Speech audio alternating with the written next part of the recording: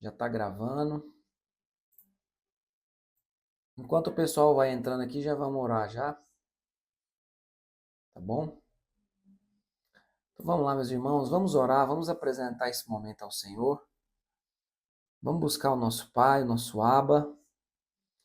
Jesus, nós te damos graças, porque o Senhor é bom, as tuas misericórdias, o teu amor. Ah, Senhor, a tua graça nos envolve, nos alcançou. O teu amor nos atraiu para perto de ti. Obrigado.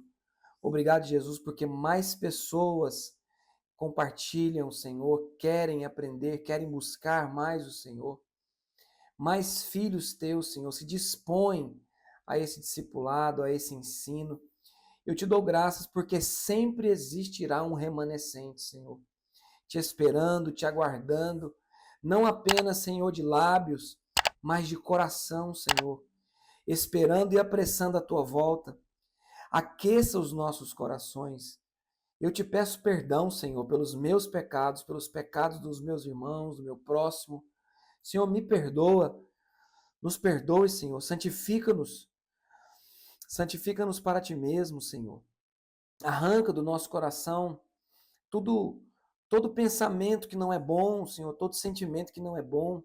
Senhor, abre os nossos olhos espirituais, abre os nossos ouvidos espirituais para te ouvir. E não apenas ouvir, mas entender. Eu preciso te entender. Que as palavras do Senhor produza vida em nós nessa noite, produza obediência em nós nessa noite. Pai, em nome de Jesus, alcance o nosso espírito, que essa palavra entre no nosso espírito e que ela venha a ser absorvida por nós. Em nome de Jesus, abençoamos aqueles que não conseguem estar agora. Abençoamos aqueles que vão ouvir, meu Pai, em outro tempo essa mensagem. Todas as pessoas que vão, por acaso, abrir essa mensagem no YouTube depois, desde já abençoamos e que essa palavra encontre corações. Entre, meu Pai, em nome de Jesus, nos corações, que o Senhor envie esses corações para ouvir essa palavra. Em o nome santo de Jesus. Amém. Toda glória, todo louvor, toda adoração, exaltamos o teu nome, bendizemos o teu nome, te damos graças. Glórias a Deus. Irmãos, muito feliz de estar aqui com vocês nessa noite. Nós vamos compartilhar hoje da primeira e segunda carta de João, né, do apóstolo do amor. Se já pudesse começar essa aula, você vai escrever assim, ó. O apóstolo João não é o discípulo amado. Não, desculpa. Não é o discípulo do amor. Vai colocar assim, discípulo do amor. Você pode anotar assim, o apóstolo João é o discípulo que se sentiu amado. Porque Jesus não disse que amava ele. Eu não sei se você já percebeu isso. Jesus não disse, não tem nenhuma escritura escrito que Jesus amou João. Mas quando você leu na carta que João escreveu, tá dizendo assim, ó, aquele discípulo a qual Jesus amava. Mas quem escreveu isso foi o próprio João. João se sentia amado, então ele escreveu que ele era amado. O que isso me ensina? O que isso te ensina? Irmãos, Jesus nos ama e eu preciso me sentir amado por Jesus. Uma coisa é eu saber que uma pessoa me ama. Outra coisa bem diferente é eu me sentir amado. É muito diferente isso, irmãos. Então, se sentir amado é bem mais profundo do que saber que alguém te ama, né? Muitas pessoas, por mais que saibam que ela é amada, ela não se sente amada. Então, ela não vai gozar do amor da pessoa, né? Ela não vai ter o benefício do amor, porque ela não se sente amada. Então, vamos começar essa aula com essa palavra. Para eu desfrutar do amor de Jesus, eu preciso me sentir amado por ele. Então não é apenas saber que Jesus me ama. O saber que Jesus me ama é só um passo. O segundo passo é eu eu acreditar, é eu me sentir amado por ele. É bem diferente. Irmãos, eu vou compartilhar com vocês aqui a tela. Eu sempre peço desculpa aos irmãos eu um pouco afadigado. Eu tenho que fazer uns exercícios físicos para mudar isso. Vou ter que ir lá para a academia do Márcio fazer taekwondo com ele. Muay Thai, taekwondo não. Muay Thai com ele lá para mim ficar mais forte. Vou compartilhar com vocês aqui a tela. Espero que vocês estejam vendo aí. Todo mundo vendo? Vocês estão vendo em grande? Se tiver aparecendo a imagem dos outros, é só você arrastar para o lado que você vai ver só a tela do slide. Bom? Então, veja aí se está grande. Para ficar melhor ou maior para você que tiver com o celular, é só você virar a tela, vira o telefone na horizontal. Faz assim com ele que a tela vai ficar inteira. Vai ficar maior para você visualizar. Tá bom? Para te ajudar aí.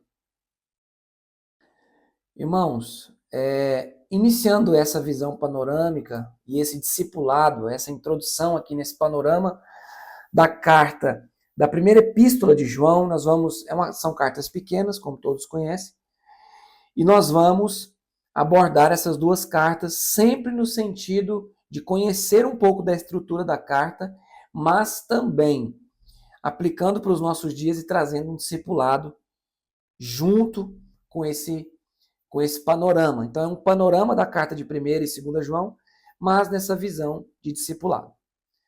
Então, vamos lá. As epístolas de João foram escritas para reafirmar a confiança dos crentes em Cristo e no Espírito Santo. João mostrou que o verdadeiro conhecimento e a comunhão com Deus são sempre distinguidos pela santidade de vida, pelo amor fraternal e pela fé em Jesus como Filho encarnado.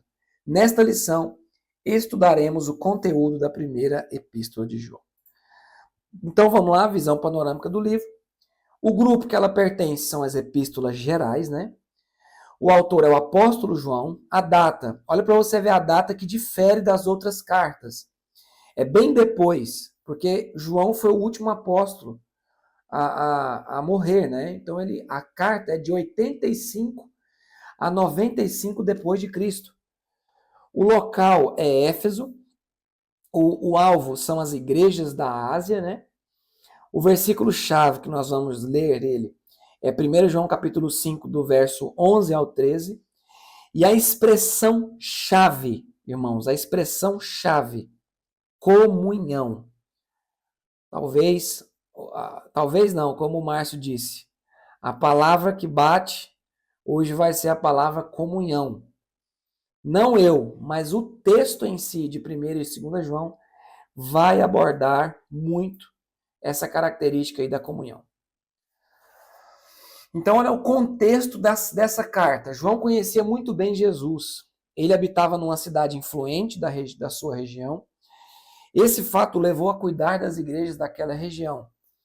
Assim, ele apresenta o critério e as características da comunhão com Deus e mostra que aqueles que permanecem em Cristo podem nutrir confiança e certeza na presença dele.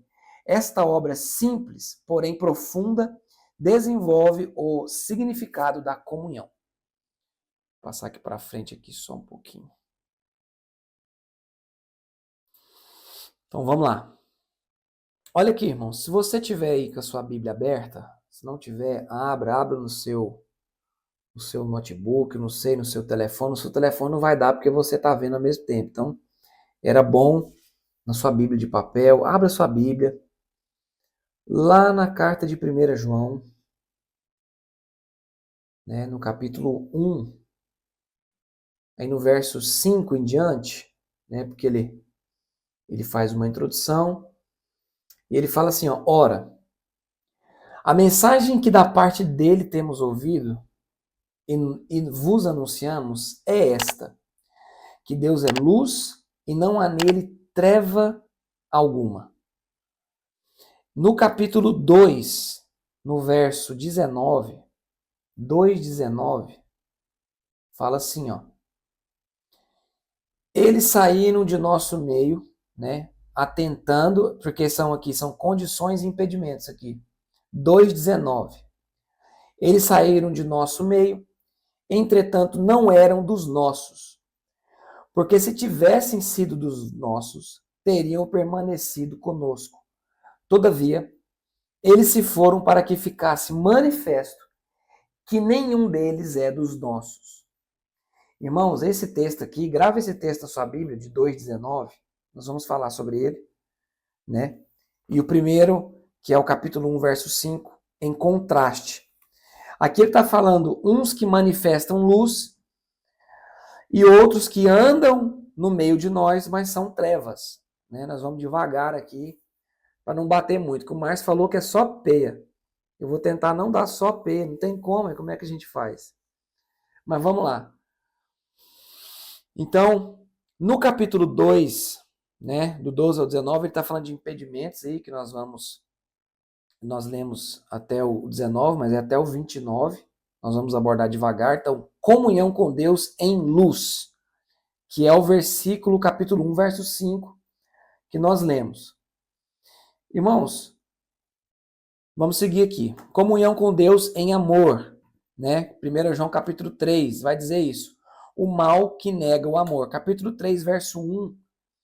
Olha só. Vamos só ler para a gente entrar no contexto. Algumas palavras. Vamos ler o capítulo 3, verso 1. Vede que grande amor nos tem concedido o Pai a ponto de sermos chamados filhos de Deus.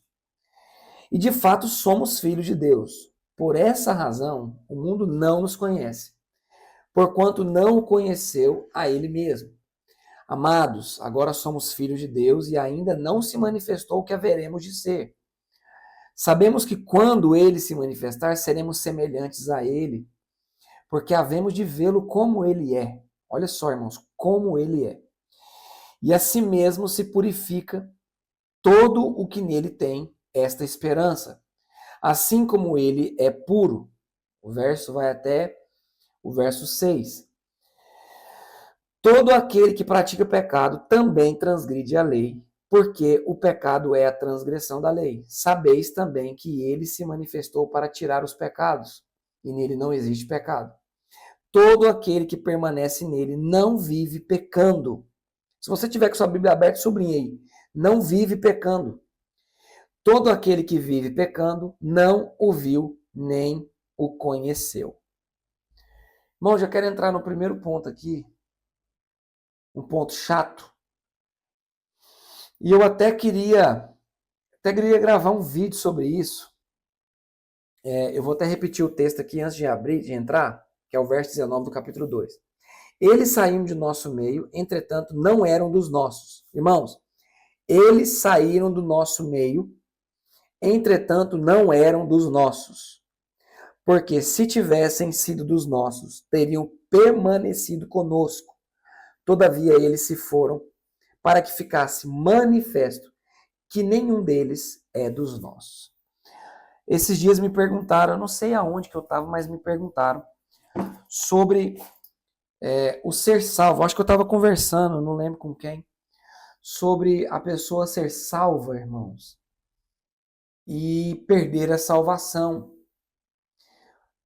Estávamos conversando sobre a visão calvinista, que eu acho que todo mundo sabe que a visão calvinista crê na eleição e crê que uma vez salvo, salvo para sempre, né? E a visão arminiana, né, ela crê que nós podemos perder a salvação. Irmãos, o problema aqui, nenhum dos dois estão certos, né? Porque a maneira que um crê que a salvação é muito frágil de um lado, e o outro lado, a salvação ela é definida e ponto final, e não tem como perder a salvação.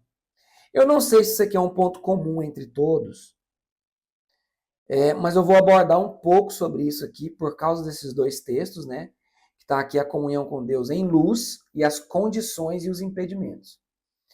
Mas para ficar claro, até para nós, é sempre bom a gente meditar nisso, E para vocês que ministram sobre jovens, sobre os adolescentes e sobre novos convertidos também, né? Como é óbvio, e glória a Deus por isso, sempre bate essa pergunta. Olha, uma vez salvo, salvo para sempre? Ou outra pergunta, se eu pecar, eu perdi a salvação? Então são dois pontos que as pessoas entram em conflito. E eu me sinto, por causa desse texto aqui, responsável de estar explicando um pouco sobre isso. Sempre me resguardando, e eu vou dizer para vocês aqui, eu vou até aumentar aqui, para vocês me verem aqui mais, em uma tela maior. Irmãos, eu me resguardo de tal maneira. Nenhuma das visões são certas. Por quê? A salvação, ela não é frágil a ponto de eu perdê-la facilmente, mas também a visão que uma vez salvo, salvo para sempre, também está errada. Eu quero pontuar com vocês aqui o primeiro ponto. Você pode anotar aí. Todos que estão no meio da igreja converteram? Se você estiver anotando. Todos que estão no meio da igreja converteram? Você coloca um ponto de interrogação para você entender isso aí. Porque muitos, você vai colocar essa pergunta aí e eu vou te explicar agora por quê. Porque muitos que estão no nosso meio, com aparência de cristão, fazendo coisas de cristão às vezes, nunca passaram pela experiência da conversão. Ou seja, essa pessoa, eu vou dar um exemplo para vocês do texto que Jesus diz assim, ó. Olha, chegaram as pessoas diante de Jesus e disseram essas frases. Profetizamos em teu nome, curamos em teu nome e expelimos demônios em teu nome. Então presta atenção. Essas pessoas estavam no meio da igreja, vivendo com a igreja e fazendo coisas que a igreja faz. Concorda comigo? A igreja expulsa demônios, a igreja cura enfermos, a igreja profetiza. Eles falaram, profetiza, expulsa demônios e curaram. Eles fizeram esses 3 sinais. São sinais. Coisas que nem os crentes convertidos estão fazendo. Mas esses fizeram.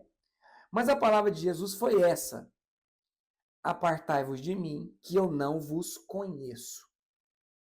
A palavra conheço, eu acho que você sabe, mas vale a pena enfatizar que a palavra conhecer na Bíblia, ela está totalmente relacionada com a intimidade do casal, que é o ato sexual.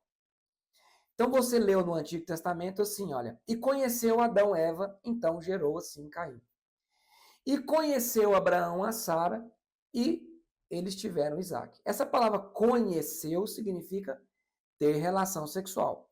Mas você pode acrescentar aí, coloca assim, ó, significado da palavra conhecer na Bíblia.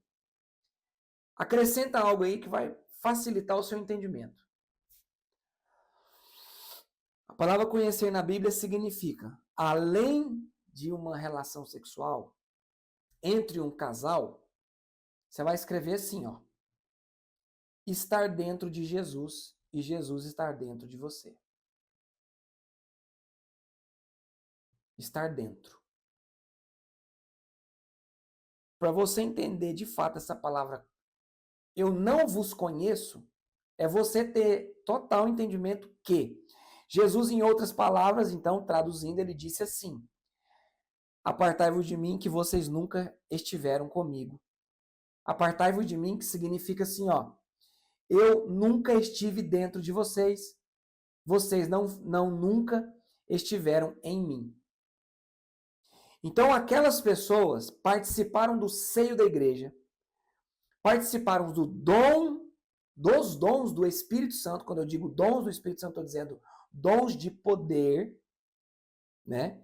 Porque, outro ponto, todo mundo que é usado no poder, ele tem os frutos do Espírito. Todo mundo sabe a diferença entre dom e fruto? Todo mundo sabe isso? Se você não souber, fala agora aí, só pra eu abordar, senão eu não abordo. Tem alguém que não sabe a diferença entre dom e fruto? Todo mundo sabe? Se ninguém falar nada, eu vou continuar. Todo mundo sabe, então, diferente de dom e de fruto. Então, não eu não confundo o que é dom. O que é dom? Os presentes que Deus deu, que não necessitam de arrependimento. Então, eu posso curar, profetizar, expulsar demônio, fazer sinais, maravilhas, sem ter um arrependimento e sem ter Jesus dentro de mim. Mas como assim? É muito complexo isso aí. Sim, é muito complexo mesmo. Porque os dons, se você ler a carta aos Hebreus, você vai dizer que os dons não são necessários arrependimento. Então, a eleição, olha só, a eleição e os dons não são necessários arrependimento. Ou seja, a pessoa pode continuar fumando, drogando, se prostituindo e ela vai ser usada nos dons do Espírito. É incrível isso, mas é o que de fato acontece. Pessoas em pecado, continuando na vida de pecado, podem exercer os dons do Espírito. Mas Jesus disse que a única forma de conhecer as pessoas não era pelo dom. Ele disse: e pelos seus frutos os conhecereis. Então, olha que incrível essa separação entre fruto e dom. Quando eu quero conhecer uma pessoa, se é um dos nossos, que é o que o texto disse aqui, esse era um dos nossos, é o capítulo 2, verso 19, eles saíram de nosso meio, entretanto não era dos nossos. O que era não ser dos nossos? Eles nunca foram convertidos. Nunca foram cristãos convertidos, ou seja, exerciam dons, mas não eram convertidos. O que manifesta uma pessoa ser um convertido e ser um dos nossos, ou seja, ser conhecido como um cristão? O fruto. O é no singular, não são os frutos, é o fruto. O fruto é o amor, a paz, a benignidade, a mansidão, o domínio próprio. Esses são os frutos, o fruto do Espírito, está lá em Gálatas, né, que está lá em Gálatas capítulo 5. Então, vamos prosseguir aqui. É um ponto que João aborda, irmãos, no capítulo 2, que é o seguinte, nós às vezes confundimos pessoas que estão no meio da igreja, mas não são igreja. Nas outras aulas eu tenho falado muito sobre isso. Desvincular esse entendimento nosso que a igreja é um lugar físico que tem uma placa, que tem um nome. Então, tendo isso desvinculado, você entende que a igreja são um grupo de pessoas que desenvolvem ou estão desenvolvendo o fruto do Espírito. Essas pessoas são cristãos, essas pessoas são igreja. Então, as pessoas que falam em línguas, as pessoas que manifestam dons, essas pessoas não necessariamente são igrejas. Então, voltando lá para a salvação, essas pessoas nunca chegaram a ser dos nossos. Ou seja, nunca chegaram a ser salvas. Se ficar dúvida, você vai anotar para você me perguntar. Você pode ficar com bastante raiva de mim e no fim me perguntar. 10 minutos, os últimos 10 minutos são para tirar dúvida, irmãos. Porque eu acredito que gera dúvida. E se não gerar dúvida, alguma coisa está errada, né? Então, assim, já o outro lado, ou seja, ok, eu sou salvo. Eu converti. Eu comecei a produzir os frutos do Espírito. E agora, pastor, é possível perder a salvação? Aí você agora vai esperar, eu vou fazer um drama, eu vou dizer para você sim, não. Não é possível perder a salvação.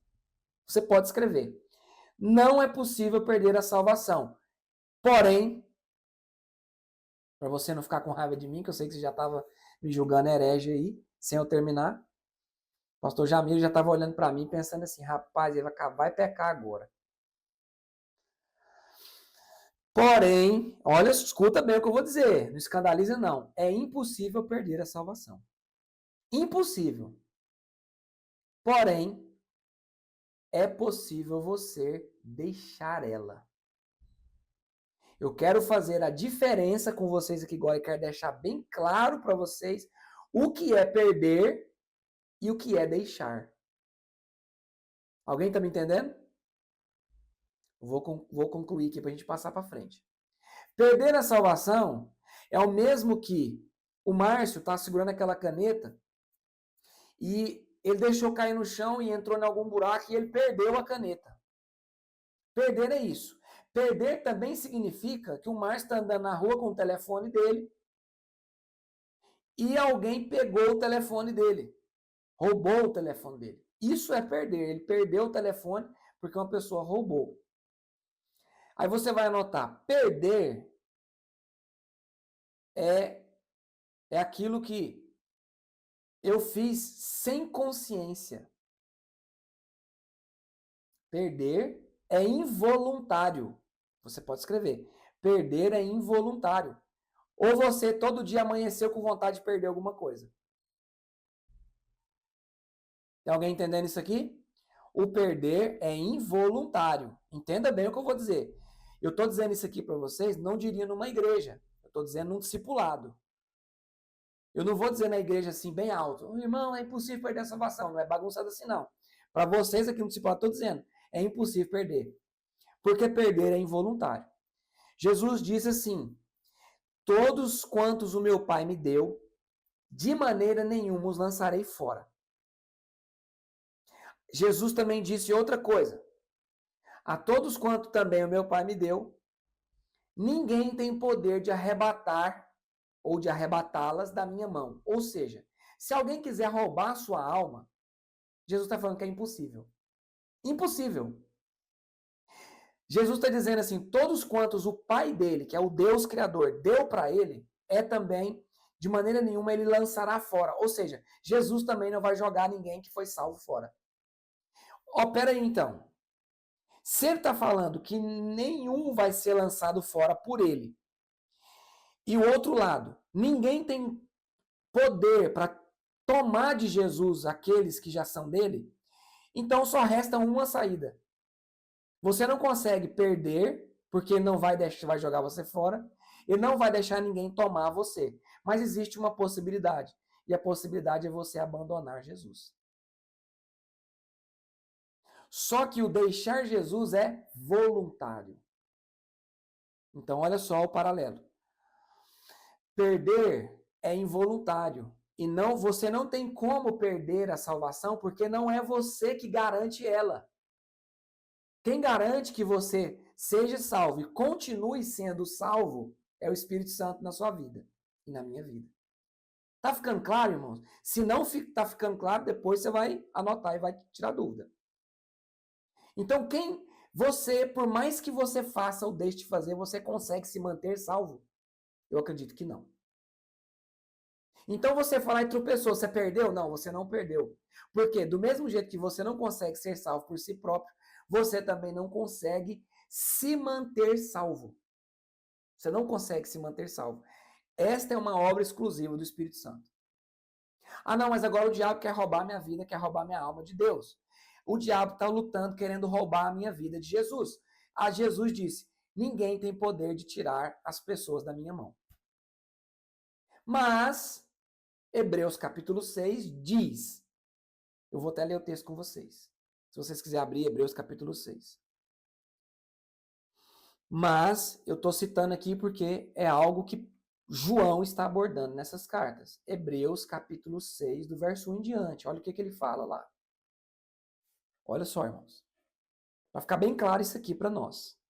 E se você ficar com dúvida, anote que a gente vai tirar no fim, em nome de Jesus. Por isso, pondo-me de parte os princípios elementares da doutrina de Cristo, olha só, deixemos-nos levar para o que é perfeito, não lançando de novo a base do arrependimento, né, de obras mortas e da fé em Deus. O ensino de batismos e da imposição de mãos, da ressurreição dos mortos e do juízo eterno. Aqui, o escritor aos Hebreus está dizendo das coisas fundamentais, elementares. Verso 3. Isso faremos se Deus permitir.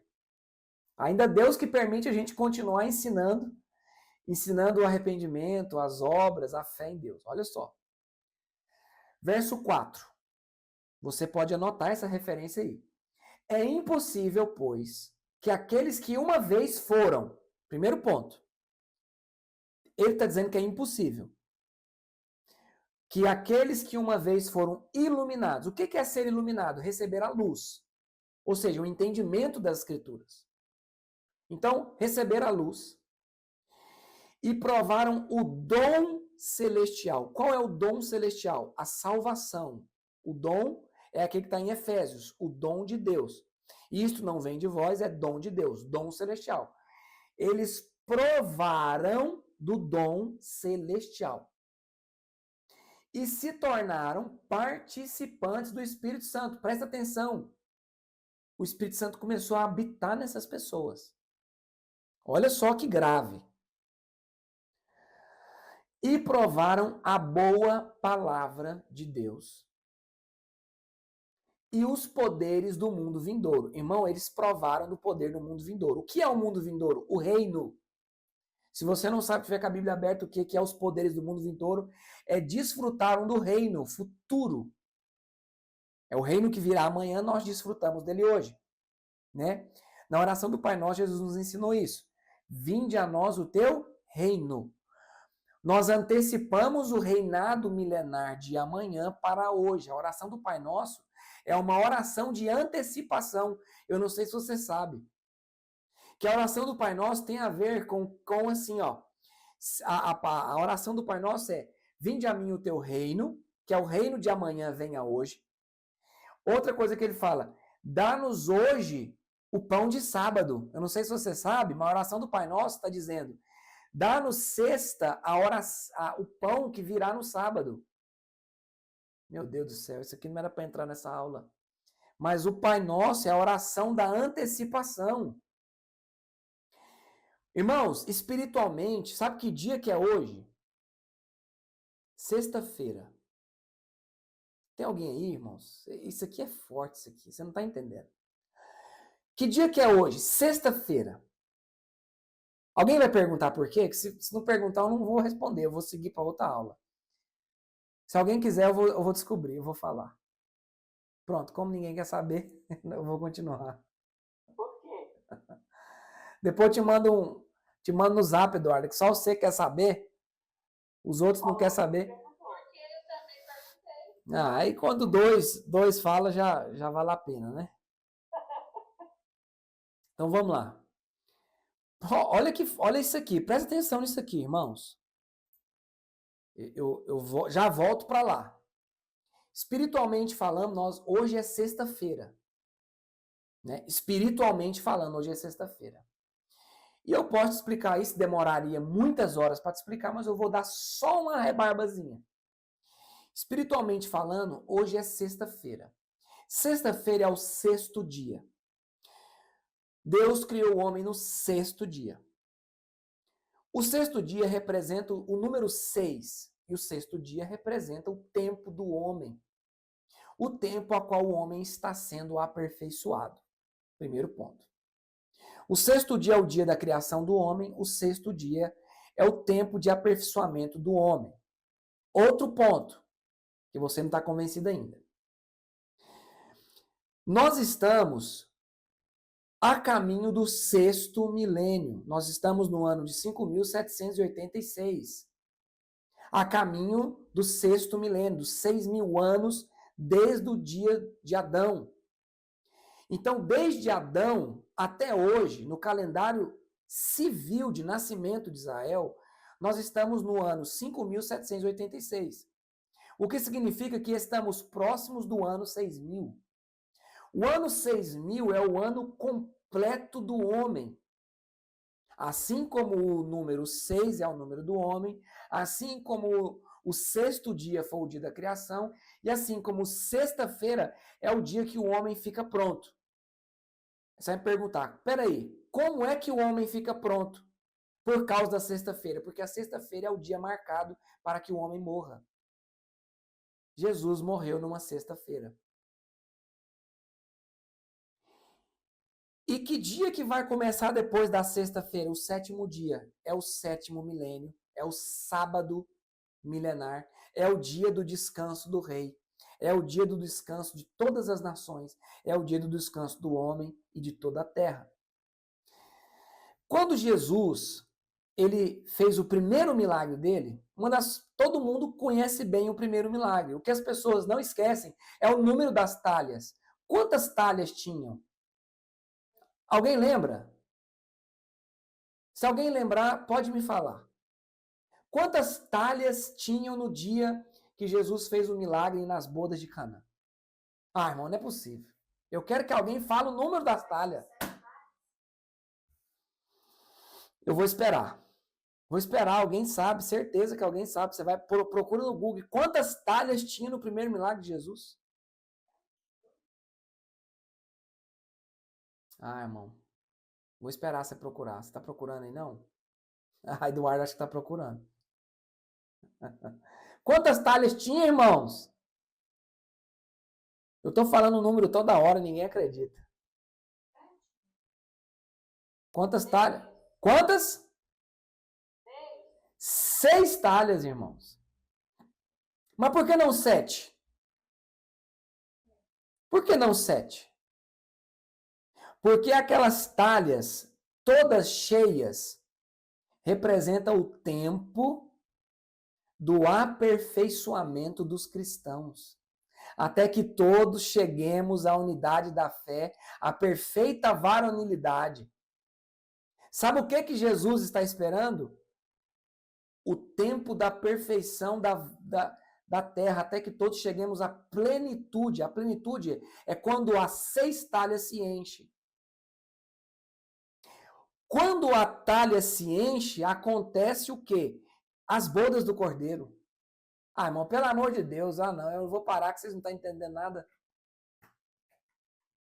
As bodas do cordeiro acontecem depois que as 6 talhas se enchem. Ou seja, vou trazer agora para nós. Quando as bodas acontecem, quando o casamento acontece, quando 6.000 anos se cumprem. Quando completar 6.000 anos, quando completar 6 milênios, iniciará o milênio sabático. Quando as talhas, quando o homem se encher da virtude do céu, quando o homem chegar na perfeita varonilidade, que é na estatura de Cristo, quando chegarmos à estatura de Cristo e sermos glorificados, que é o completar da obra de Jesus, vamos iniciar o casamento. Eu não queria completar a sua cabeça não, mas eu vou voltar aqui. Então, por que hoje é sexta-feira? Espiritualmente falando, hoje é sexta-feira. Por quê? Porque no sábado, quando acontecer tudo, nós receberemos a glorificação do nosso corpo, que acontece na virada. Quando nós desceremos da cruz e entraremos no sepulcro. E a Bíblia fala que aquele que foi com ele para a cruz, ele o ressuscitará ao terceiro dia. Amém, irmãos? Eu acho que vocês vocês não gostou não, acho que vocês foi chateado comigo. Ô Márcio, você anota essas heresias aí, depois você tira as conclusões aí, viu? Viu, Eduarda? Viu, Paloma? Anota essas heresias aí. Wagner, Valéria, vocês estão aí? Anota essas heresias doidas aí. Vanessa. Vamos voltar para lá. Então, ou seja, voltando para Hebreus, provaram a palavra de Deus, verso 5, 6, 5. E os poderes do mundo vindouro. Eu só entrei nisso por causa da antecipação. Né? Por quê? Porque no sábado, não, na sexta-feira, irmãos, sei que você não entendeu. Ah, vou ter que falar. O que acontecia na sexta-feira enquanto eles estavam no deserto? Todas as manhãs das sextas-feiras caíam porção dobrada. Tem alguém entendendo isso aqui, irmãos? A oração que Jesus faz e nos ensina é esta: que venha hoje o pão que cairia só amanhã. Ah, irmão, pelo amor de Deus, dá pelo menos um glória a Deus por isso. A oração do Pai Nosso é: venha hoje na minha vida aquele pão que cairia só amanhã no sábado. O reino não virá só no milênio sabático? O reino não vem só amanhã, só no milênio sabático. Jesus está dizendo aqui, ó, ore pelo reino para você desfrutar daquele reino que virá amanhã, hoje. Você está entendendo? Mas olha o mistério. Tem coisa que eu não poderia falar para vocês. Eles poderiam pegar o pão na sexta, que era de sábado, mas não podia comer, que só no sábado eles iam comer. Você pode ter a revelação do reino hoje, mas você ainda não desfruta totalmente do reino hoje. Mas você já tem a revelação do reino hoje.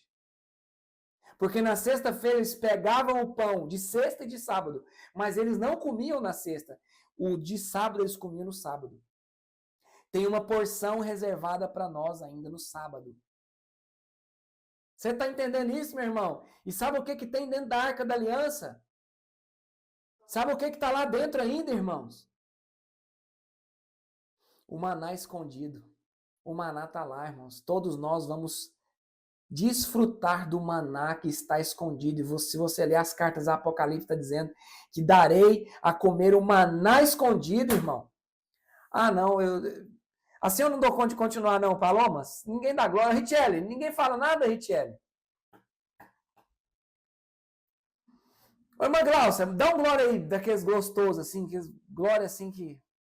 Glória a Deus, olha, eu tô escutando meio de longe aqui.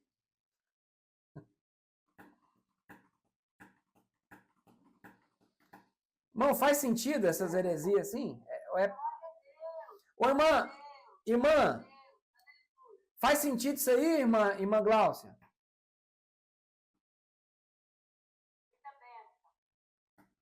Então vamos voltar para lá. Oh, Deus. É muito lindo esse Jesus nosso, irmãos. Esse Jesus é muito maravilhoso. Olha o que ele tem para nós, irmãos. O maná está escondido até hoje, esperando a gente. Louvado seja Deus. Então vamos continuar. Verso 6. Então, olha só. Olha só. E provaram a boa palavra de Deus e os poderes do mundo. Então, eles provaram da palavra e dos poderes. Verso 6, né? Hebreus 6. E caíram. Sim, é impossível outra vez renová-los para arrependimento. Olha que grave isso aqui. Visto que de novo estão crucificando para si mesmos o Filho de Deus e expondo a ignomínia, que é uma maldição. Né? Ignomínia é uma maldição. Expondo a vergonha. Ou seja, meus irmãos, presta atenção. O texto do capítulo 6, do verso 6, diz: E caíram, sim, é impossível outra vez renová-los. Esses que provaram e desistiram, abandonar a fé, a palavra apostasia significa abandono, significa deserção, significa desistência. Jesus diz que nos últimos dias, muitos apostatarão da fé. O que é apostatar da fé? É esse Hebreus 6. As pessoas desistirem de Cristo. Desistirem da fé, desistirem do dom, desistirem da palavra, abandonar Jesus, abrir mão da salvação, desistir da salvação. Uma palavra mais forte é jogar fora a salvação. Então, tem alguém entendendo isso aí? Vamos seguir. Se ficar dúvida, irmãos, você anote aí para a gente tentar, né, tá fazendo isso por último. Então, vamos voltar aqui para o slide. Quero voltar aqui para o slide, que eu fiz esse parênteses aqui bem grande. Mas vamos voltar para o slide. Comunhão com Deus, o mal que nega o amor, né? O mal que nega o amor, capítulo 3, o amor que contraria o mal. Então, em contradição aqui. Comunhão com Deus em vida. Vamos ler lá, 1 João capítulo 4, 1 João, desculpa, né? Capítulo 4 não, é capítulo 5, verso 4. Olha só, irmãos. Vamos ler a partir do 1 mesmo. João 5:1. Todo aquele que crê que Jesus é o Cristo é nascido de Deus. E todo aquele que ama ao que o gerou, também ama ao que dele é nascido. Nisto, conhecemos que amamos os filhos de Deus. Quando amamos a Deus e praticamos os seus mandamentos, porque este é o amor de Deus, que guardemos os seus mandamentos. Ora, os seus mandamentos não são penosos, né? Porque todo o que é nascido de Deus vence o mundo. E esta é a vitória que vence o mundo, a nossa fé. Olha, vou ler de novo. Porque todo o que é nascido de Deus vence o mundo. Então, irmãos, as pessoas que aparentemente nasceram, ou as pessoas que aparentemente são crentes, aparentemente são convertidas, elas não conseguem vencer o pecado. Então você observa no meio da igreja várias pessoas que não conseguem vencer o pecado. Irmão, qual é o problema? Eu quero te perguntar, uma pessoa que não consegue vencer o pecado, qual que é o problema? Porque a Bíblia está dizendo que as pessoas que nasceram de Deus vencem o mundo. Mas por que que algumas pessoas que estão no nosso meio não vencem o pecado, irmãos? Você consegue me... Você consegue? Você falou alguma coisa aí, Márcio? Fala aí.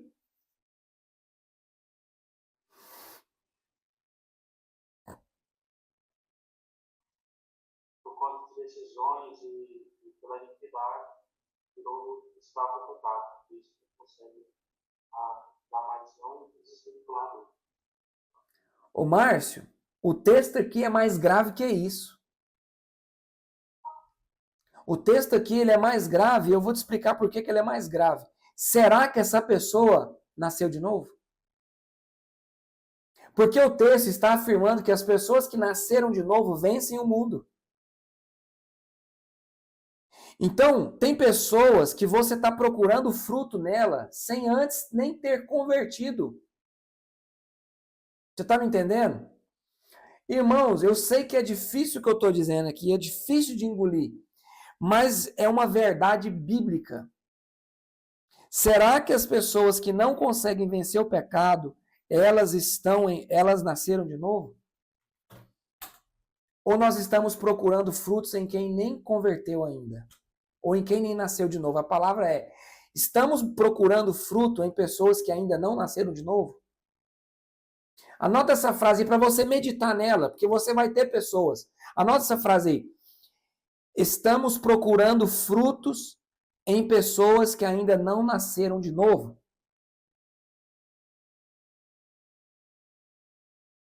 Porque eu vou ler de novo o texto, que para mim está muito claro. O que João está dizendo, não sou eu. Porque todo o que é nascido de Deus, é uma afirmação, todo o que é nascido de Deus vence o mundo. Teria outro texto que não está em João, mas está assim, ó.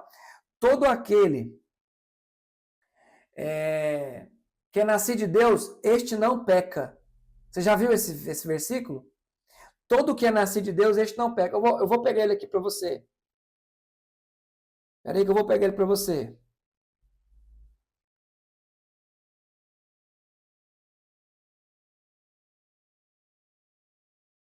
Espera aí.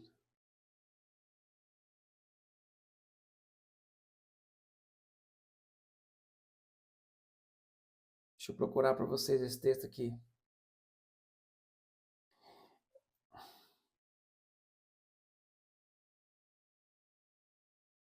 É, 1 João 5,18 vai falar, mas nós estávamos lendo esse, né? Mas não é esse. Tem o 1 João 3,9. Você está com a Bíblia aberta aí? Deixa eu abrir aqui o 1 João 3,9. Está aí na mesma carta de João. 1 João 3,9. Deixa eu ver aqui se está aqui. Todo aquele que é nascido de Deus não vive na prática do pecado, pois o que permanece nele é a divina semente. Ora, esse não pode viver pecando porque é nascido de Deus. Outra afirmação, este não pode viver pecando porque é nascido de Deus. Agora eu estou perguntando para vocês algo do texto. O texto está dizendo que todo aquele que é nascido de Deus não vive na prática. Aí eu estou perguntando para você o seguinte, essas pessoas que estão no nosso meio, que não conseguem parar de pecar, nós estamos querendo que essas pessoas parem de pecar sem elas terem nascido de novo? Ou nós temos que entender que essas pessoas que não conseguem vencer o pecado não nasceram de novo e nós temos que explicar isso para elas, orar com elas para que o Espírito Santo faça com que elas nasçam de novo. É isso que eu estou querendo mostrar. É isso que o texto nos mostra. Então é muito normal no nosso meio, que nós estamos lendo, João está dizendo, aquele que era um dos nossos, parecia que era dos nossos, mas não era. Significa que essas pessoas não nasceram de novo. Nunca foram convertidas. Nunca passaram pela experiência da conversão. Tem alguém entendendo essa palavra, irmãos? Então vamos continuar lá em 1 João capítulo 5. Capítulo 5 aqui. Comunhão com Deus em vida, né? É até o 21. Aqui, ó, quem é o que vence o mundo senão aquele que crê ser Jesus o Filho de Deus? Este é aquele que veio por meio de água e sangue. Jesus Cristo, não somente com água, mas também com a água e com o sangue. E o Espírito é o que dá testemunho, porque o Espírito é a verdade. Ó, esse texto aqui, eu não sei se eu vou entrar nele, mas olha o verso 7. Pois há 3 que dão testemunhos no céu: o Pai, a Palavra e o Espírito Santo. Irmão, presta atenção nisso aqui. E estes 3 são um. Então, 3 dão testemunho no céu: o Pai, a Palavra e o Espírito Santo. O Pai, a Palavra e o Espírito Santo. Mas por que não é o Pai, Jesus e o Espírito Santo? Por que é o Pai, a Palavra e o Espírito Santo? Alguém sabe? Por que os 3 são um e aqui não diz o nome de Jesus? Pelo amor de Deus, hein, irmãos? O que aconteceu com esse texto aqui? Será que esse texto está errado, Clenilton? Por que os 3 que dão testemunho no céu é o Pai, a Palavra e o Espírito Santo? Por que não é o Pai, o Filho e o Espírito Santo? Eu vou deixar para falar depois. E 3 são os que testificam na terra: o Espírito, a água e o sangue.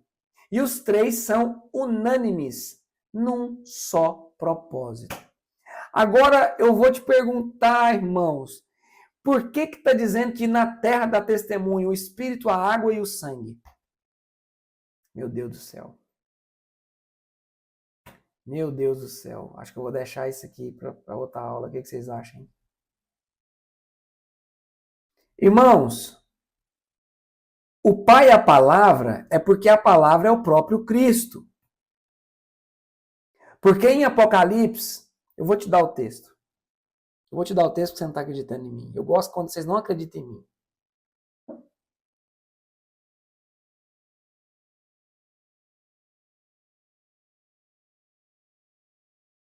Eu vou dar o texto porque eu sei que vocês não acreditam em mim.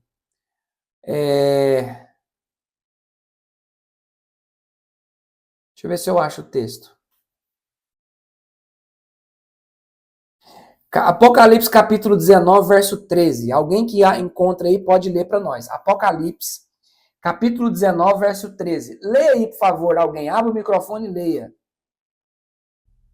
E leia, você vai entender por que esse versículo está dizendo o Pai, a Palavra e o Espírito Santo. Apocalipse capítulo 19, verso 13. Quem encontrou pode abrir o microfone e ler.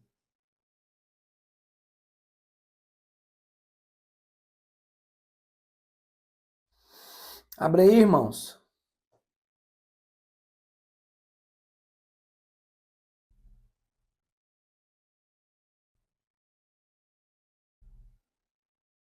Não é possível que ninguém vai ler, irmão. O Richard tá lá na cozinha, coitado dele, ó. O Clenilton vai ler. Vai lá, Clenilton. 19, 13, né? 13, isso. Está vestido com um manto tingido de sangue. Sim. E o seu nome é a palavra de Deus. Como é que é o nome dele? Palavra de Deus. Palavra de Deus. Lá em 1 João capítulo 5, verso 7, diz que são 3 que dão testemunho no céu: o Pai, a Palavra e o Espírito Santo. Porque o nome do Cristo é a Palavra.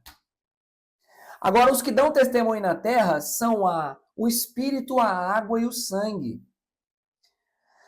Alguém sabe o que aconteceu na cruz? Quando só o apóstolo João viu? O que aconteceu na cruz quando o soldado romano perfurou a lateral de Jesus, irmão? Alguém fala isso aí para mim, irmão.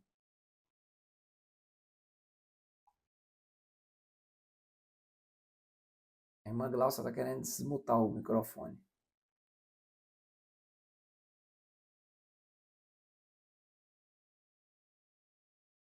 Ei, irmã Glaucia. Deu conta não? Olha só, na cruz, não dá para ler, irmã, mas na cruz saiu do lado dele água e sangue. Verteu na cruz água e sangue. Porque a cruz, o que aconteceu na cruz, o sangue vertido na cruz e a água vertida na cruz dão testemunho na terra. Na terra, a nossa garantia é a água, o sangue e o Espírito. A obra perfeita na terra foi a água vertida, o sangue vertido. Meu Deus do céu, que coisa linda. E a obra que o Espírito Santo continuamente tem feito na nossa vida. Meu Deus, que coisa linda. Então, a base da comunhão, 1 João 5,12. Qual que é a base da comunhão com Deus? Eu quero deixar claro. Escreve aí, a base da comunhão com Deus. A base da comunhão com Deus. Guardar os seus mandamentos.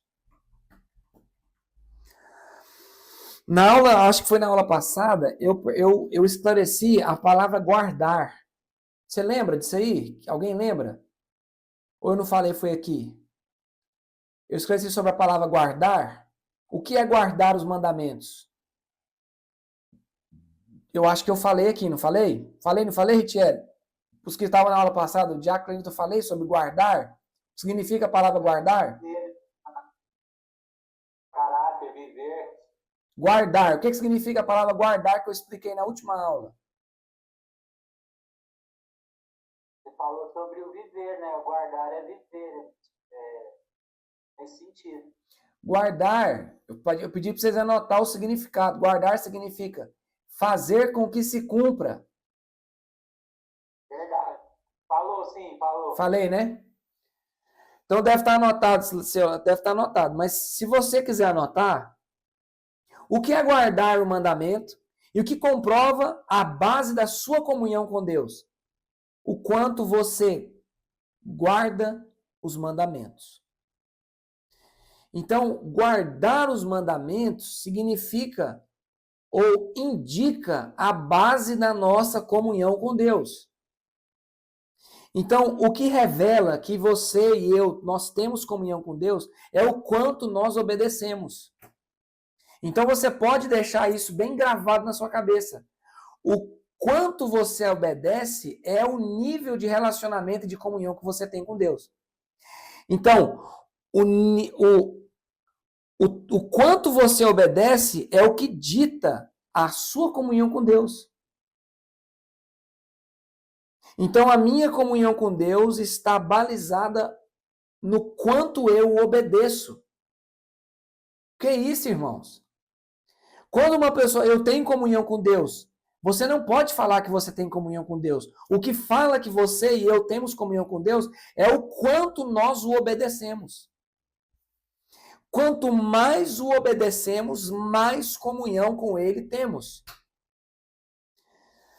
Então é impossível uma pessoa dizer que tem comunhão com Deus e não guardar os seus mandamentos. É impossível. Então, ou seja, impossível. As pessoas que estão no nosso meio, que não mostram a obediência aos mandamentos, essas pessoas ainda não nasceram de novo. Portanto, quem não nasceu de novo não pode produzir frutos dignos de arrependimento. Tem alguém aí? Vou citar algo aqui que algumas pessoas podem já ter ouvido. João Batista, pastor Jamiro, pastora Glaucia, Ritiele, pastor Márcio, os demais irmãos, o Wagner. Quando João Batista chega pregando, o que João Batista prega? Arrependei-vos, pois é chegado o reino dos céus. Só que ele completa com uma frase, ele diz assim, ó: produzir, pois, frutos dignos de arrependimento. Mas olha o que ele fala: produzir, pois, frutos dignos de arrependimento. Irmão, que fruto é esse que João Batista estava dizendo? Sobre qual fruto, qual é esse fruto? Eu vou dar uma revelação para você que talvez ainda não ouviu, algumas pessoas já devem ter ouvido. Mas eu vou perguntar para vocês o que foi que o homem tomou de Deus que ele não poderia ter tomado. O homem tomou uma coisa de Deus que o homem não poderia ter tomado. Alguém sabe o que o homem tomou de Deus? Roubou de Deus? Alguém sabe aqui, irmão? O homem roubou uma coisa de Deus e Deus veio cobrar. Meu Deus do céu. A própria palavra? Não, o nome não é a palavra, tem um nome. Tem um nome. O homem roubou algo de Deus e Deus veio cobrar. Tem até uma parábola que fala sobre isso, que ele veio procurar. Ele veio procurar aquilo que roubaram dele. Eu vou dizer para vocês. Por que João Batista vem e pede arrependimento e depois ele fala assim, ó, produza fruto. Ele procura um fruto. Ele está procurando um fruto perdido. Porque ele foi roubado, sabe aonde, irmãos? Lá no jardim do Éden, o homem roubou o fruto. Meu Deus do céu, irmão. Não é possível que você não está entendendo isso aqui. Lá atrás o homem pegou do fruto que ele não poderia pegar e ele ainda não se arrependeu. Por que João Batista chega pregando e fala assim, ó, cadê o fruto? Porque quando Adão pecou, procura lá. Adão não foi o que pecou e todos pecaram com Adão? Não foi? Me mostra lá onde está escrito que Adão se arrependeu. Se você me mostrar... Agora, Eva não foi lá e comeu? Me mostra onde está escrito que Eva se arrependeu. Meu Deus do céu, isso aqui é forte demais, irmão. Onde está escrito que Eva se arrependeu? Então, desde o jardim do Éden até a manifestação do Cristo, Deus estava à procura de uma coisa. Do fruto dele que pegaram lá atrás. Deus está à procura que os homens se arrependam. Porque quando Adão pecou, eu pequei. Quando Adão pecou, você pecou. Quando Adão comeu do fruto, você comeu. E quando João Batista chega diante daquela nação, ele está dizendo, todos vocês comeram, todos vocês pecaram, todos vocês comeram do meu fruto, todos vocês pegaram do fruto que eu mandei para não pegar. Agora eu estou procurando esse fruto. O fruto é o arrependimento. Meu Deus do céu, irmãos. A chave, o que fez o homem sair do jardim, o que fez o homem sair do jardim foi ter pego o fruto. O que vai fazer o homem voltar para o jardim é devolver o fruto. Ah, pelo amor de Deus, ninguém fala nada nesse grupo. Eu vou parar com isso aqui. O que fez o homem sair do jardim foi ter comido um fruto que ele não poderia ter comido. E o que vai fazer o homem voltar para o jardim é ele apresentar diante de Deus o fruto digno. Meu Deus do céu, irmão, que coisa violenta, o fruto digno de arrependimento. Por isso, irmão, que as pessoas que estão no nosso meio, que continuam na prática do pecado, esses não terão acesso ao jardim. Porque eu não sei se você sabe, toda obra redentora nos leva para um lugar, de volta para o jardim. E Jesus inaugurou um novo e vivo caminho de volta para onde? O homem nunca morou no céu. O céu nunca foi a habitação do homem. Deus criou o jardim para o homem. Deus plantou o jardim e colocou o homem que o criara lá. Ó, pastor, você está falando que eu não vou morar no céu? Não, não, irmão. Esse céu que você imagina, não. Porque o jardim está descendo para a terra. Ah, esse aqui eu não podia ter falado agora. Esse aqui é aula de escatologia. Eu não sei se você sabe, mas você está esperando subir para o céu, mas o céu está descendo. O que vai acontecer, pastor Jamiro?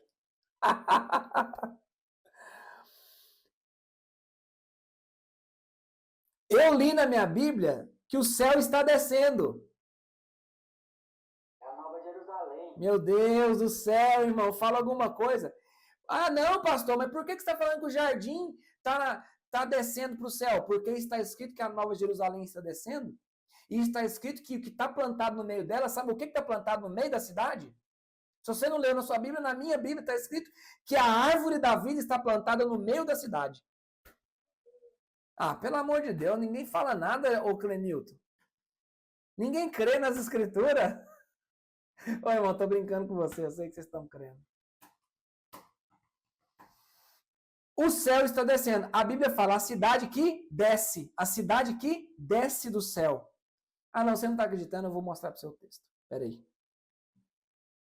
Você não está acreditando mesmo? Você não está acreditando que o céu está descendo para a terra, que o jardim está descendo para a terra? Você não está acreditando? Eu vou mostrar então, hein? Eu gosto é assim, que você não acredita em mim. Tem que não acreditar mesmo não, irmão. Olha aqui. Apocalipse capítulo 21. Deixa eu ver se está lá. Deixa eu abrir aqui na minha Bíblia aqui. Olha só, irmão. Apocalipse capítulo 21, verso 1 e 2.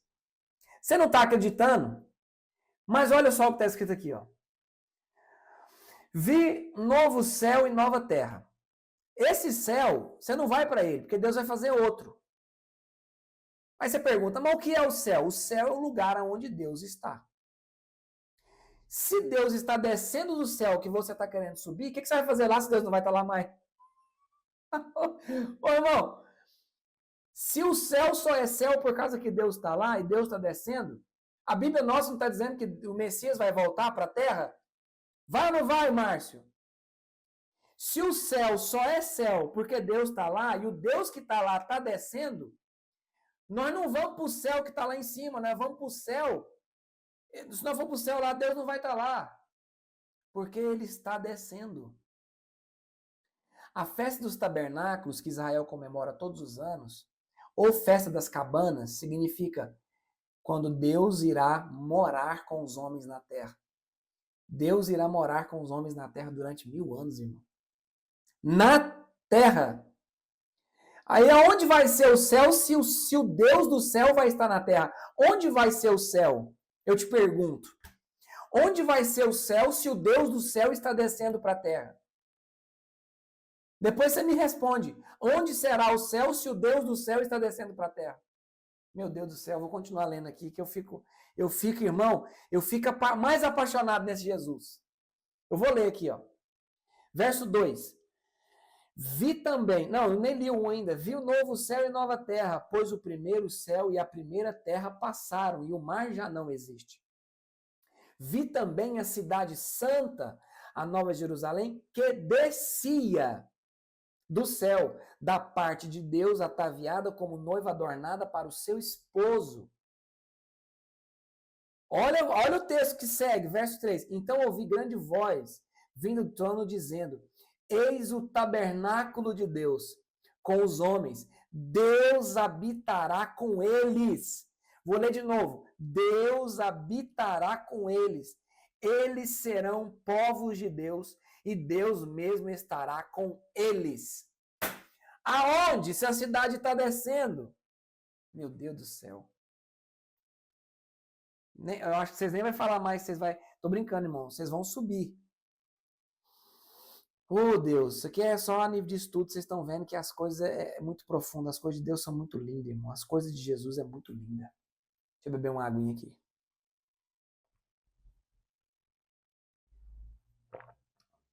Meu benzinho, eu quero mais. Olha só, irmãos, vamos voltar aqui pro panorama. Nem sei onde é que eu tava, irmão. Irmão, não sei se você fica empolgado com a Bíblia igual eu. Você fica emocionado? Você fica, pastor Jamiro? Ritiele, Linéia, Vanessa. Mas você fica assim, você fica apaixonado na palavra assim? Meu Deus do céu. Mãe, gostou demais de falar da palavra, irmão. Eu tenho prazer de ficar 5 horas, 6 horas estudando a palavra, irmão. Você tem esse? Irmão, eu fico estudando a palavra 6 horas, 4 horas por dia. 4 horas por dia só nadando, só mergulhando nessa escritura que é tão linda. Então vamos voltar aqui. Então, o amor como padrão. O Evangelho de João. Irmão, abre lá João 3,16. 1 João 3,16. 1 João 3,16. Eu não sei se eu já falei isso aqui com vocês, mas eu vou falar agora. Então, olha só. Esse slide aqui, ó. Ele está falando aqui que Deus entregou seu Filho por nós. Em 1 João capítulo 3, verso 16, olha só o que está escrito aqui. Nisto conhecemos o amor. Ou seja, você quer conhecer o amor? Você conhece o amor assim, vendo e entendendo que Jesus deu a vida por nós. Anota essa frase aí. Eu só conheço o amor se eu entender que Cristo morreu por mim. É assim, a única forma bíblica de entender o amor. O que é, como eu entendo o amor? Quando eu entendo que Cristo morreu, deu a vida por mim. Não sei como é que você vai escrever isso. Quando Cristo deu a vida por mim. Agora, eu vou te... Então, assim você vai entender o que é ser amado. Anota aí. Ser amado. Eu comecei a palavra falando isso. Ser amado é eu entender que Jesus morreu por mim. Isso é o ser amado. Ser amado. Agora coloca do lado. Como eu mostro que amo verdadeiramente uma pessoa? Agora o verso 16. Eu vou ler o verso 16. Eu vou dar a resposta no próprio verso 16. E devemos dar a nossa vida pelos irmãos. Pastor Jamir, assim, pastor Jamir, não dá. Porque para me provar que eu amo de verdade, eu devo dar a minha vida. Irmão, uma pessoa que sai da sua terra, do meio da sua parentela e se dedica a outras vidas, ela está dando a vida dela por outros. O Márcio veio lá de Trindade, ele tá morando ali na casa dele com a esposa dele, com a filhinha dele, e o dia dele, os dias dele, estão sendo em prol de outras pessoas. E sabe quanto de lucro que o Márcio está ganhando com isso? Nada, irmão. Porque não há lucro na morte. Meu Deus do céu, irmão, não é possível. Irmão, nós precisamos entender isso, irmãos. Para você, então são dois polos. Para você falar que conhece o que é o amor, você primeiro tem que entender que Jesus deu a vida por você. Em segundo lugar, para você poder dizer para alguém que você ama, significa que você está dando a sua vida por amor de outros. O evangelho é baseado nisso. O evangelho fora disso é uma mera ilusão, é uma mera religião, é uma mentira. O evangelho fora da morte é mentiroso. As pessoas que querem seguir Cristo têm um destino. O destino de seguir Cristo é uma cruz sangrenta e dolorosa. Não, eu amo. Então, Como que Pedro provaria para Jesus que ele amava Jesus? Eu não sei se você leu. Porque Pedro disse para Jesus: estou pronto para morrer por ti. E sabe o que Jesus falou para Pedro? Conhecendo o coração de Pedro, ele disse para Pedro: Pedro, ainda hoje, tu me negarás 3 vezes. Sabe por quê? Porque quando a vida de Pedro foi colocada à prova, Pedro disse: não conheço ele. Ah, não, mais uma vez, não, mas você parece com ele. Não conheço ele. Porque ali Pedro iria morrer, iria ser morto também se ele falasse que era um dele. Então ali Jesus pergunta: Pedro, tu me amas? Aí agora que você está entendendo aquele versículo. Porque Jesus pergunta: Pedro, você me ama de verdade? Porque se você me amasse, você teria morrido por mim. Porque Jesus morreu por ele. Então Jesus provou para ele que ele amava ele. Ou seja, olha o texto, verso 16. Nisto conhecemos o amor. A única forma de você conhecer o amor é entendendo que Cristo deu a vida por nós. E a maneira de amar, se você pensa que você ama alguém sem estar morrendo por ele, você não ama. Eu não amo. Eu não estou amando ninguém. Olha o que a Bíblia fala para os maridos. Maridos, amai as vossas esposas. Se necessário, dê a vida por elas. Porque Jesus falou assim, ó. Por quê? Porque do mesmo jeito que eu morri, eu dei a vida pela minha igreja, vós maridos, dê a vida pelas vossas esposas. Você quer provar que você ama sua esposa? Eu não quero que isso aconteça com ninguém, literalmente. Mas no seu casamento, meu irmão, eu vou dizer para você agora, se você não morrer, esse casamento seu vai acabar. Ué, pastor, mas como é que é isso? Sim, se você não morrer para esse orgulho seu casamento acabou hoje. Porque casamento é renúncia. Para o meu casamento sobreviver, eu tenho que morrer. Porque Jesus, para dar vida para a igreja dele, ele teve que passar pela experiência de morte. Irmão, Jesus morreu. Ele morreu. Jesus foi morto por crucifixão. Jesus foi morto. Jesus foi abatido na cruz. Para iniciar ali um casamento. Como que Adão ganhou uma esposa? Você acha que foi fácil para Adão ganhar uma esposa? Foi não, irmão. Deus teve que matar Adão. Ou você leu o texto e falou que ele foi com um sono profundo e achou que ele dormiu, cochilou e a Eva nasceu. Não, não, não. Aquilo significa morte. Deus matou Adão para que Eva nascesse. Você está achando que aquilo ali é um sono? Não, não é sono não, irmão. Aquilo ali é um tipo da igreja de Jesus. Aquilo ali é o Cristo. Aquilo ali é o tipo de Cristo dizendo: se o homem não morre, a mulher não vem. Pelo amor de Deus, irmão do céu, eu vou parar aqui que vocês não estão aí. Tem ninguém aí nessa live mais hoje.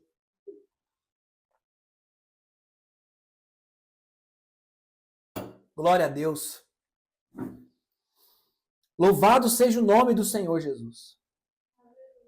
Louvado seja o nome do Senhor Jesus. Você quer que seu... agora você fala assim, não.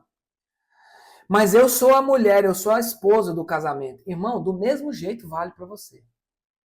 Do mesmo jeito.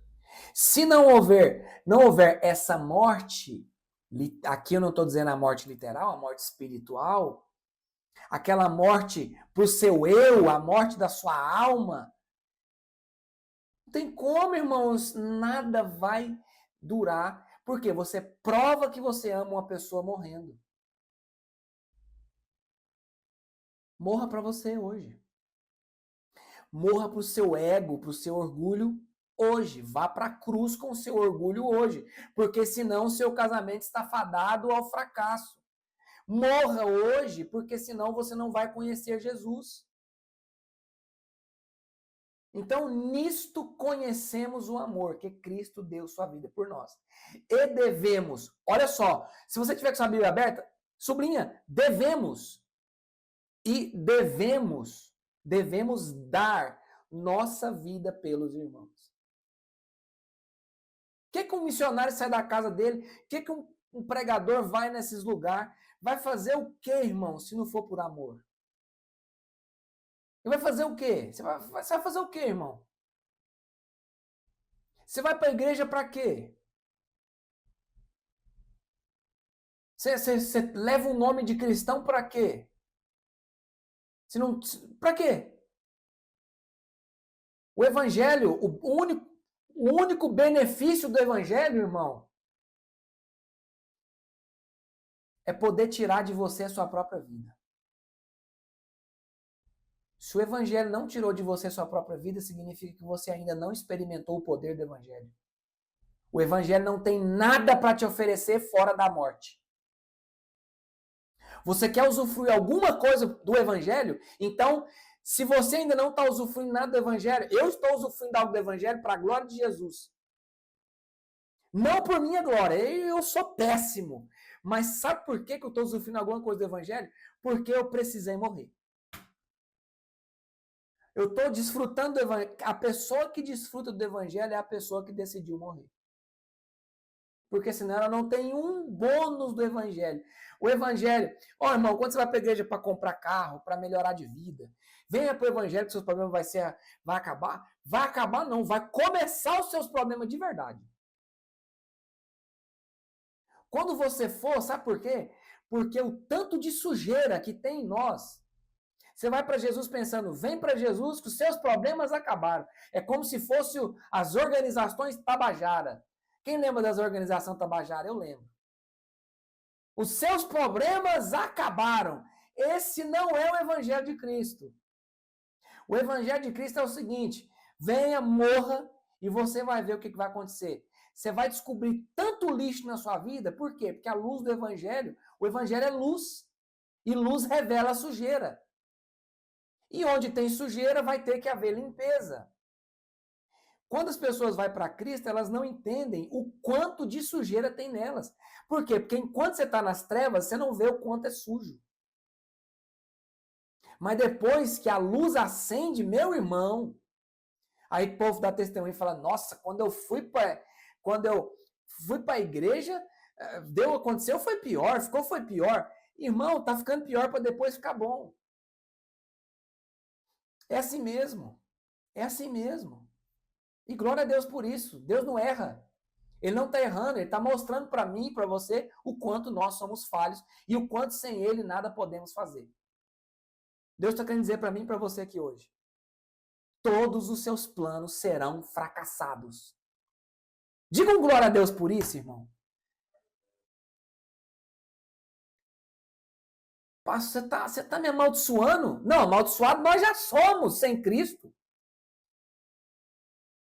A terra inteira está debaixo de maldição sem Cristo. Agora, com Cristo, por que eu disse que todos os nossos planos serão fracassados? Porque o plano do homem é fracassado e falido. Um casamento sem Cristo é falido. Uma vida sem Cristo é falida. Tudo, um pai querendo criar um filho sem Cristo é falido. Tudo é falido sem Cristo. Tudo é falido sem Cristo. Vai para Cristo, que não é que Cristo vai resolver seus problemas. Cristo vai acender a luz. Cristo não vai resolver seu problema. Cristo vai te levar para a cruz e vai acender a luz. E ele diz que vai te ajudar. Mas a renúncia é minha, a renúncia é sua, a obediência é sua, a obediência é minha, o sacrifício é meu, o sacrifício é seu, de todos os dias guardarmos os seus mandamentos. Meu Deus do céu, esse evangelho ninguém quer ouvir, né, Márcio? Esse evangelho ninguém quer ouvir. O povo quer ouvir o evangelho das organizações Tabajara. Mas aqui não tem esse evangelho, graças a Deus, né, pastor Jamiro? Eu vou parar por aqui. Aleluia, eu empolguei.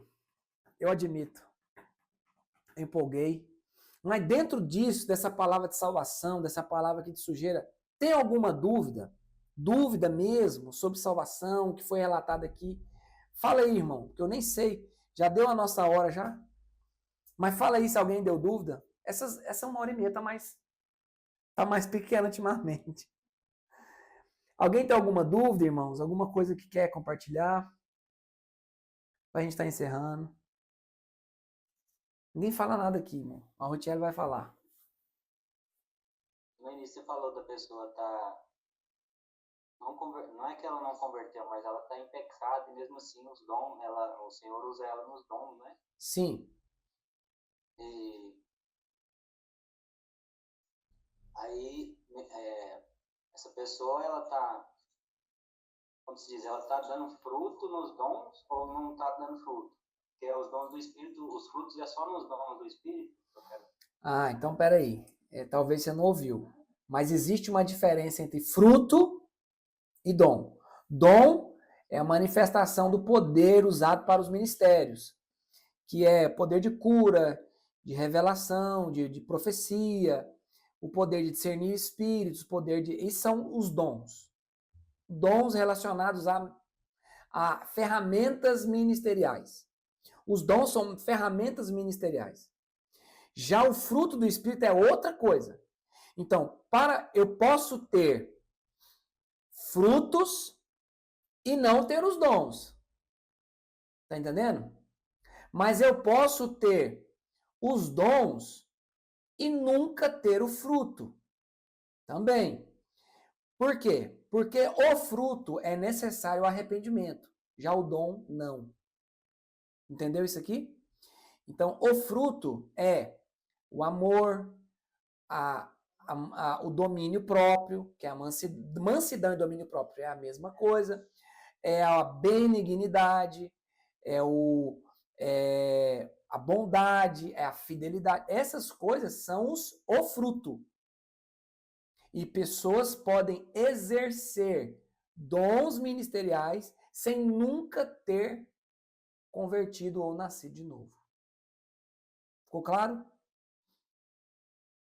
Ficou claro, é porque tem uma frase assim, muito no secular que fala, secular não, no mundo cristão, aquela pessoa é tão boa, só faltou Jesus. Assim, Sim, é verdade, é verdade. Exatamente. Tem gente dizendo, nossa, a pessoa é tão boa, né? Pois é, mas os bons não herdarão o reino de Deus.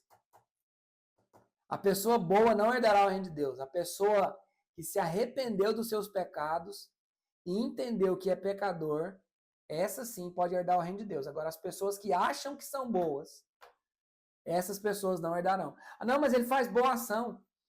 Boa ação também não leva para o céu. Vamos lá, alguém tem mais uma pergunta, irmãos?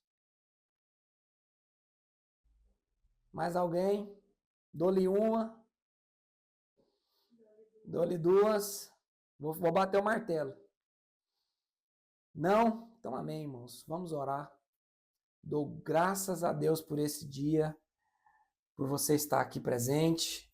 Muito obrigado por poder ter contribuído com você.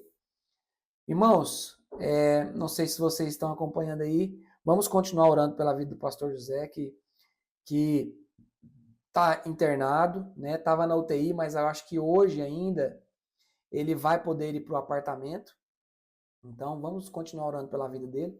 Nessa oração agora, eu vou pedir para algum de nós, vou pedir para o pastor Jamil fazer essa oração. E na oração apresenta nós também, mas abre o seu microfone, pastor Jamil. E também apresente a vida do pastor José. E, irmãos, essa aula vai para o YouTube. Se você quiser compartilhar ela com outra pessoa, compartilhe. E as pessoas que não puderam estar presentes, depois elas vão assistir lá no YouTube. Amém? Que Deus possa abençoar a sua vida. Vamos aqui ouvir a oração do nosso pastor. Pai, em nome de Jesus, eu quero agradecer, Pai, por esse alimento celestial que está vindo, Pai, em nossa casa, através do pastor Dom. Que ele seja ser amado, abençoado, ele e sua casa. Amém. Pai, eu continuo pedindo a intervenção do céu sobre a vida do pastor José. Amém, Senhor. Continue intervindo, Pai, na vida do pastor José. Pai, restaura, Pai, cura. Continua, Pai, fazendo grande milagre. Em nome de Jesus. Eu creio que o Senhor vai fazer. Em nome de Jesus. Amém. Amém, Senhor. Amém, meus irmãos. Obrigado. Olha, até a próxima. Qualquer coisa, se precisar de entrar em contato, estamos à disposição, viu? No privado, no WhatsApp. Irmão, estou aqui para servir vocês. Deus abençoe vocês e continuação de uma ótima semana. Amém? Paz do Senhor Jesus. Deus abençoe todos. Está encerrado. Paz.